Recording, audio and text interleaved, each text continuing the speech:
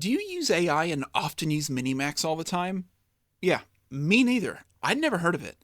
But Minimax M1 80K may completely reshape the AI landscape most people aren't even noticing yet. This isn't just another large language model release. This is what makes it groundbreaking. Minimax M1 is the world's first open weight model with 456 billion parameters that process 1 million tokens natively. To put that in perspective, that is 8 times the context window of DeepSeek R1 while only using 25% of the power. But here's what most people miss about the economics. This model was trained in 3 weeks using just over 500 H800 GPUs that cost just over $500,000. Sounds like a lot, right? Well, that's 1/20th of the training cost comparable models like DeepSeek R1 used. And remember when it changed the industry? Everyone was losing their minds about how cheap it was to train. It hasn't been that long ago since R1 came out. Make sure to drop me a comment over here with your thoughts on open source AI tools democratizing enterprise capabilities.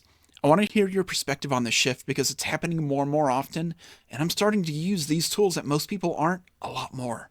Here's an insider insight that really separates early adopters from everyone else. Minimax is offering 1,000 free credits on their platform, plus unlimited use on their website. You don't have to pay. You can just browse to their site and use it. This isn't just about cost savings, it's about accessibility to cutting-edge reasoning capabilities that were previously locked behind paywalls. The performance benchmarks are also really good.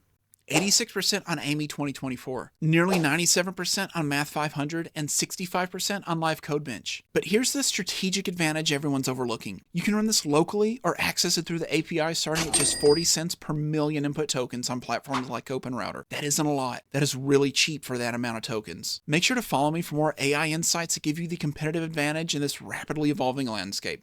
Because seriously, I'm starting to use these other tools most people aren't, and I'm very impressed with them.